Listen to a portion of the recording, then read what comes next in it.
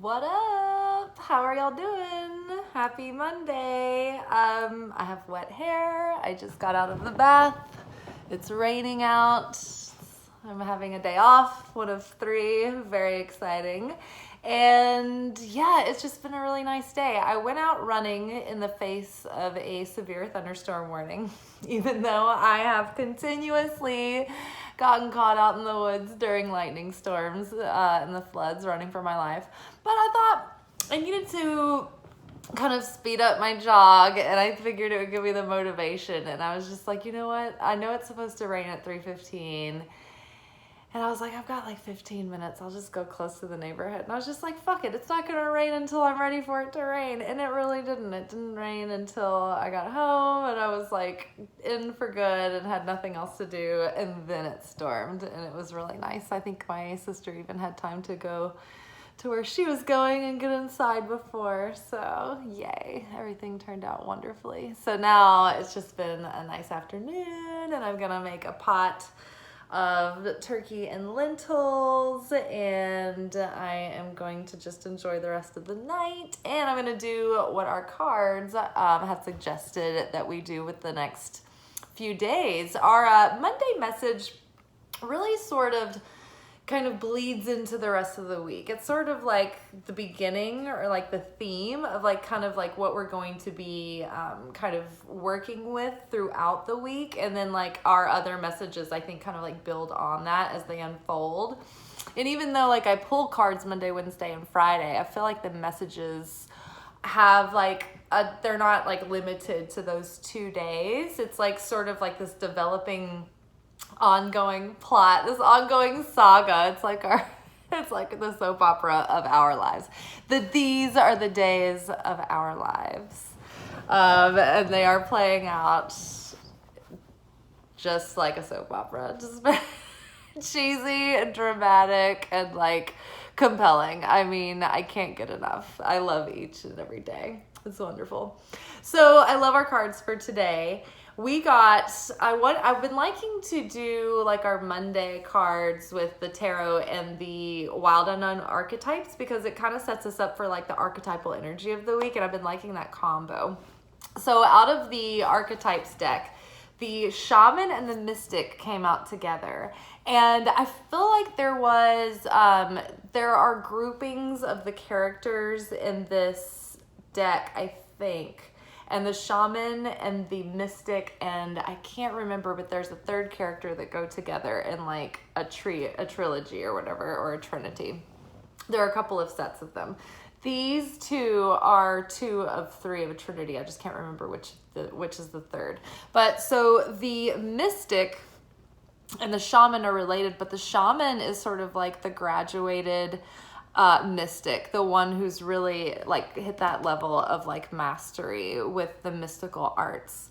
And so the kind of like purpose and goal and drive and call of these 2 characters, like the mystic is all about devoting the life as a student of the mysteries of the universe, of cosmology, of what is really the truth behind the illusion of this 3D world. The mystic is preoccupied with what is beyond the 3D, what is the real spiritual root at what is being reflected in our waking dream, which is really what we're, living in a waking dream. And the energy or, the spirit behind the physicality of it all is really the more realness than the physical that we see, because the physical that we see is temporary and it's subject to change. It's the effect, it's not the cause, right?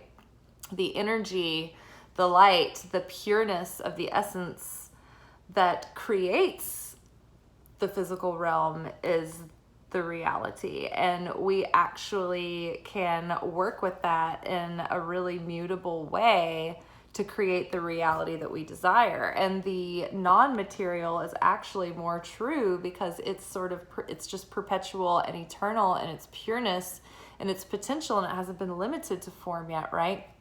So The mystic is preoccupied with this world. The mystic is also the one in the family or the tribe or the community who's the Death Eater. They are the one that takes darkness and transmutes it into light. They can understand the relevance of a situation and how it interplays and how the pieces connect and what's the lesson and what, why is it happening, right?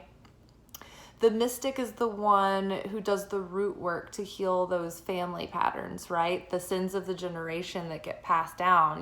My grandfather was angry and his grandfather, his father was angry and the ones before them, and they were hard, workers and stern and, all of that. And so it's like, well, in this life, I can be aware of that, where like for hundreds of years, how many of my ancestors and the people that we knew and influenced were affected by that anger, by that sternness, by that grit that was maybe a bit calloused, So I can stop that. I can stop that from going on for another, more hundreds of years, affecting other hundreds and thousands of people maybe, right? And so when we do the work that seems small, when we break these patterns, we're not passing them down, and we're not,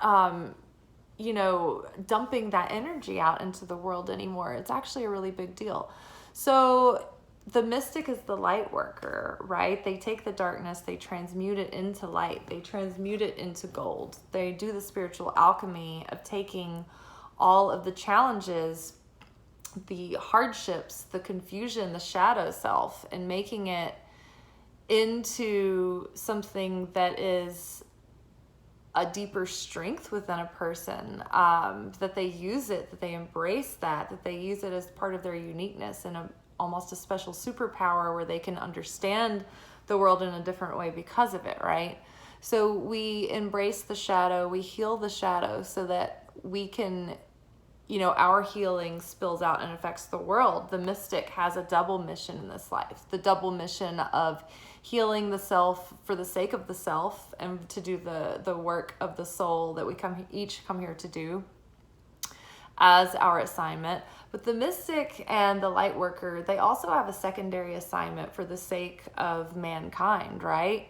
They come here to be a part of an energy that is like almost like the strings on a piano or a guitar, where this note gets hit and it resonates and resounds and it's at this vibration, right? And anywhere this person goes, that note is in their energy field, and so it sort of like activates places and people and opens portals, right? And creates like these like wormholes of like energy, space and time, and magical things start playing out, right?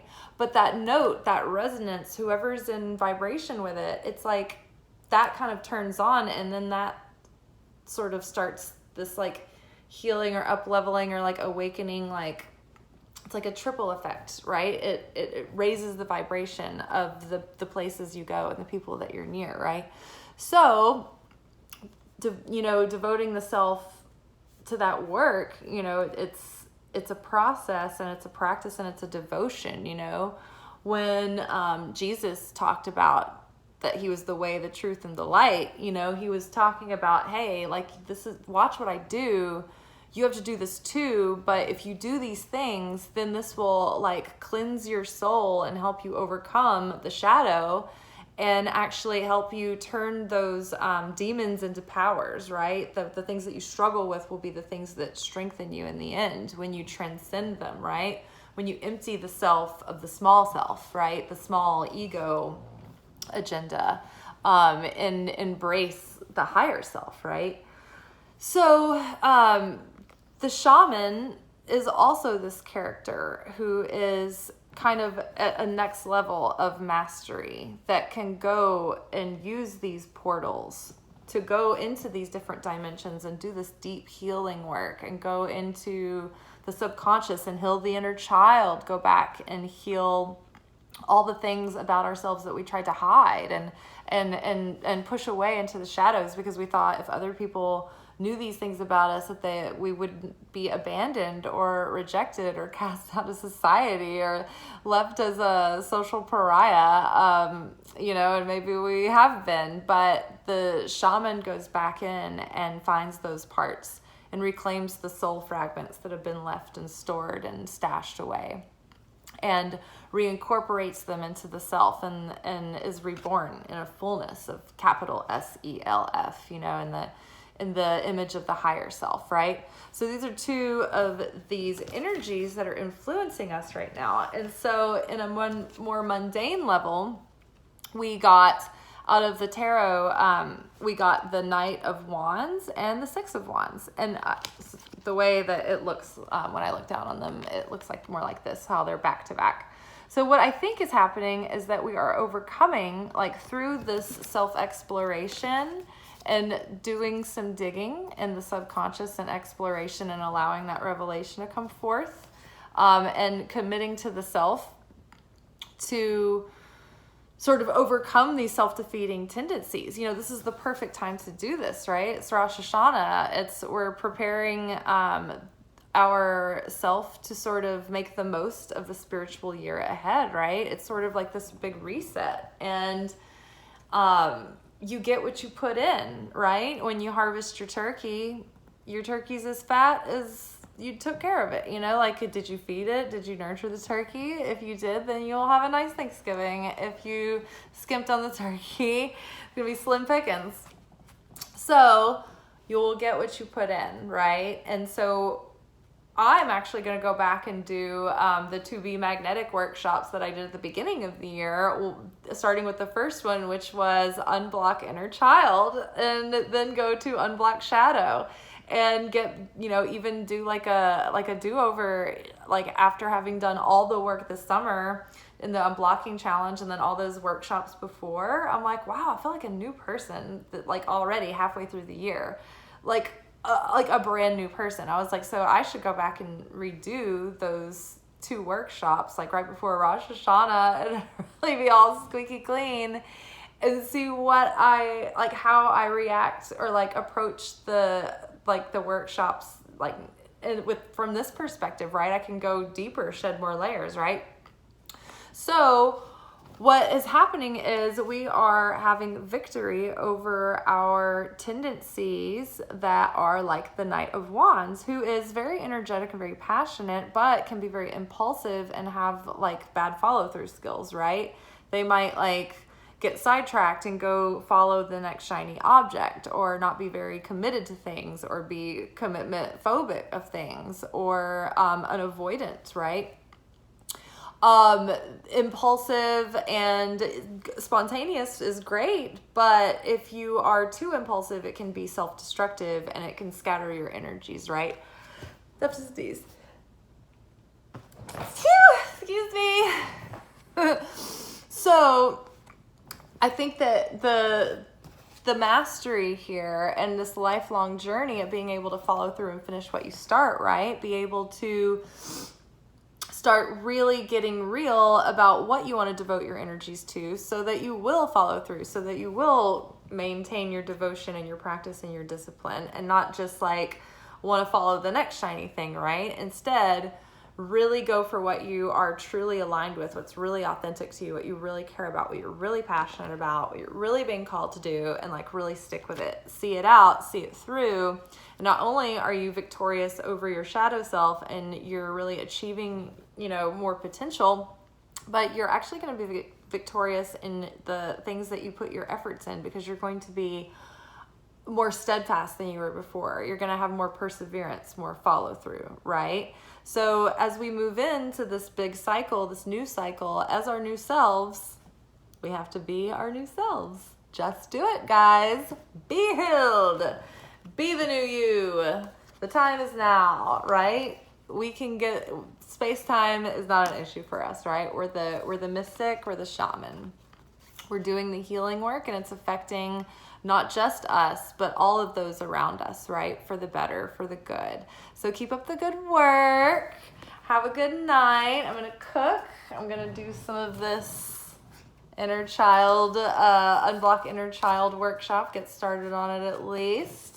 I'm gonna have some really good dinner. I'm gonna enjoy a cozy night in on a rainy end of summer kind of evening. Can't wait. All right, y'all, be good, but don't be too good. Bye.